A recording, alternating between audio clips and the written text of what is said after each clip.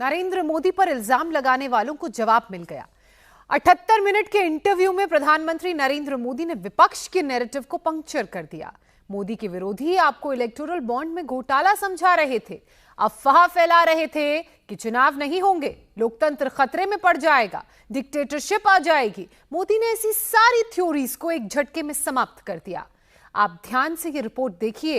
इसमें मोदी ने जो कहा वो है, मोदी ने जो नहीं कहा, जो बिटवीन द लाइंस बातें थी, वो भी हैं। मोदी विरोधी व्हाट्सएप यूनिवर्सिटी के सारे एडमिन को नरेंद्र मोदी ने ऑन कैमरा एक्सपोज कर दिया। मोदी ने राहुल पर क्या कहा, खड़गे, लालू, ममता, तेजस्वी, केजरीवाल, अखिलेश और स्टालिन पर मोदी ने कौन सा खुलासा किया। राहुल ने मोदी को डरा हुआ तानाशाह कहा, लोकतंत्र का हत्यारा कहा। मोदी ने ऑन कैमरा राहुल को क्या जवाब दिया। सवाल कांग्रेस को पूछना चाहिए, इतना जहर उगलने वाले लोगों के साथ तुम क्यों बैठे हो भाई। खड़गे ने मोदी को धो डाला। कांग्रेस ने अपनी टाइमलाइन पर ऐसा कैप्शन दिया।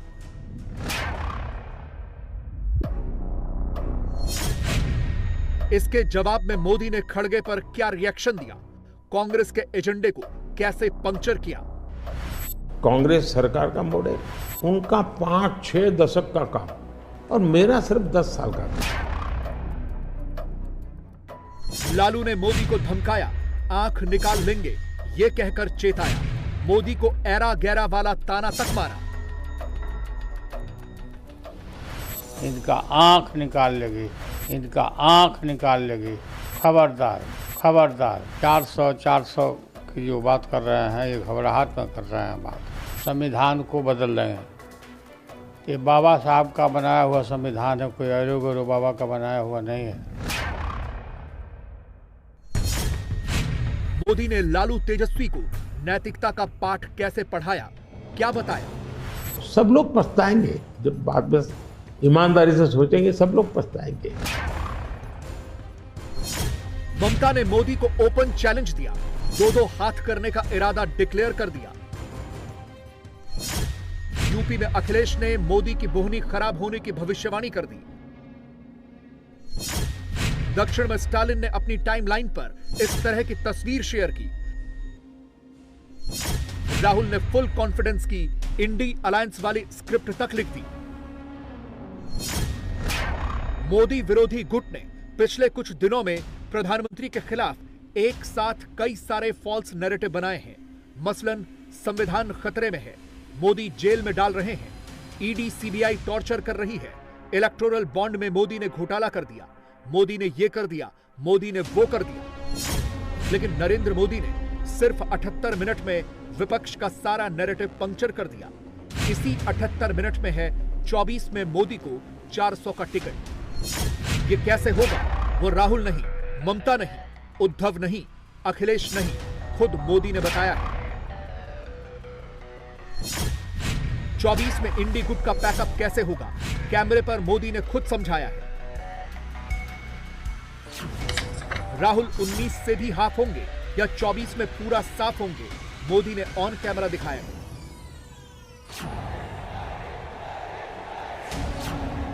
और सबसे बड़ी बात, 2024 में मोदी 400 के पार होंगे या नहीं होंगे, अगर होंगे तो कैसे होंगे, मोदी ने खुद पूरा कैलकुलेशन करके बताया है। मोदी के 78 मिनट के इंटरव्यू में से 24 के सारे सीक्रेट्स को एक एक करके डिकोड करते हैं। सबसे पहले बात संविधान की करते हैं, क्योंकि कांग्रेस का 24 वाला गेम प्लान ही यही है कि संविधान को खतरे में बताओ, ये फैलाओ कि अगर मोदी आ गए तो न लोकतंत्र बचेगा न संविधान बचेगा।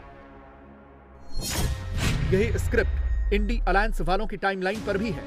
बीजेपी संविधान खत्म कर देगी, यही उनकी जुबान पर भी है। मोदी तानाशाह है, मोदी डिक्टेटर है, मोदी आ गए तो सब खत्म हो जाएगा, सब तबाह हो जाएगा।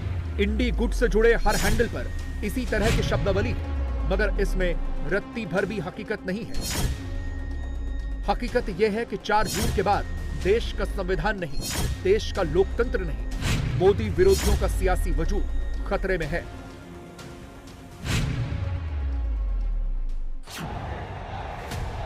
विरोधी इसीलिए इतना मोदी मोदी कर रहे हैं।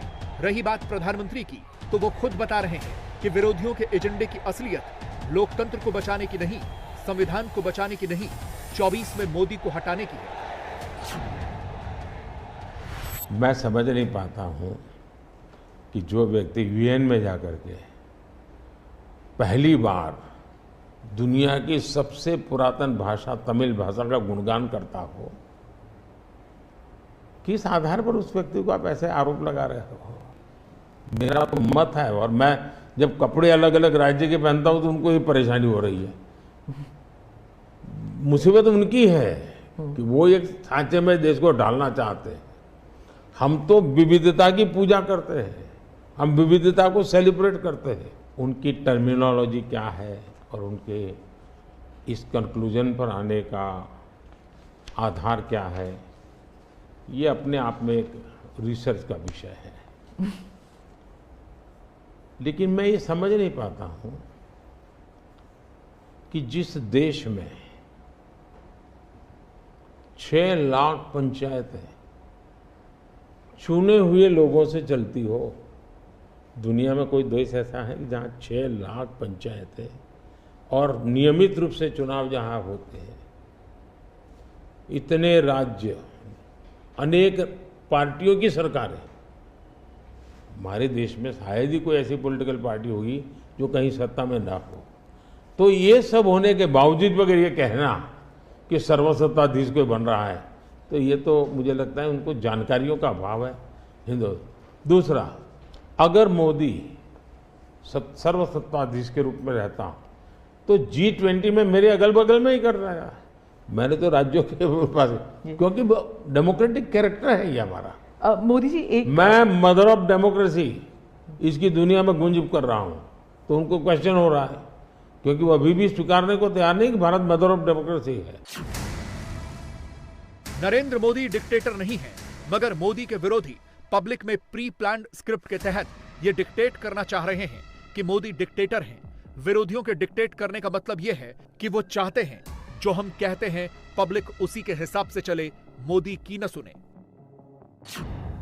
ये डिक्टेशन कैसे दी जाती है, इसका सैंपल प्रियंका गांधी के एक बयान से समझ में आता है। जब मोदी पर तानाशाही का आरोप लगाते लगाते वो पब्लिक को ही, देश के वोटर्स को ही ये कहकर संबोधित कर देती है कि आप अंधे हो क्या, आपको दिखाई नहीं देता। सच्चाई यह है कि मुझे उनकी बातें अब हल्की लगने लग गई हैं। जब हमारी सरकार आएगी हम संविधान को बदलेंगे।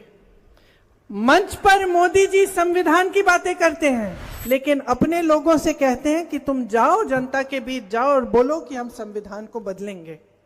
तो सोचिए ये क्यों हो रहा है। तो संविधान बदलने की बात कैसे उठती है? संविधान बदलने की बात यूं उठ रही है कि आपके अधिकार छीनना चाहते हैं। क्या आप अंधे हो गए हैं कि चलिए करने दीजिए जो कर रहे हैं?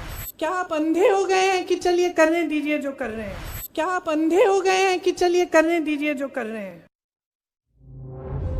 प्रियंका का पब्लिक के बीच जाकर यह कहना कि आप अंधे हो क्या, राहुल का पब्लिक के बीच जाकर बार बार यह संदेश देना कि 24 में मोदी आए तो सब बर्बाद हो जाएगा, सब तबाह हो जाएगा, यह इस बात को दर्शाता है कि मोदी विरोधी गुट, खासकर कांग्रेस, ग्राउंड रियलिटी से भी दूर हो चुकी है और मोदी से जीत नहीं पा रही तो वोटर्स को ही कोसने में बिजी है। और यह सिर्फ एक कांग्रेस पार्टी की बात नहीं है। 24 की लड़ाई अब धीरे धीरे खानदान वर्सेस प्रधान की हो गई है, जिसमें एक तरफ ढेर सारी पारिवारिक पार्टियां हैं तो दूसरी तरफ नरेंद्र मोदी हैं। कांग्रेस वाले कहते हैं कि राहुल को हां, मोदी को ना। वो हर रोज एक नया पोस्टर लेकर आ जाते हैं, हर लाइन में राहुल की तारीफें करते हैं, मोदी को ही कोसते हैं। मगर 24 के लिए मोदी इस पिच से हटकर बैटिंग कर रहे हैं। वो अपने 10 साल के ट्रैक रिकॉर्ड बनाम कांग्रेस के ट्रैक रिकॉर्ड की बात कर रहे हैं, अपनी परफॉर्मेंस के आधार पर वोट मांग रहे हैं और जो विरोधी मोदी के नाम पर वोटर्स को डरा रहे हैं उनके लिए ये मैसेज देते हैं। दुर्भाग्य से पहले की राजनीतिक कल्चर ने परिवार को कैसे मजबूत बनाना,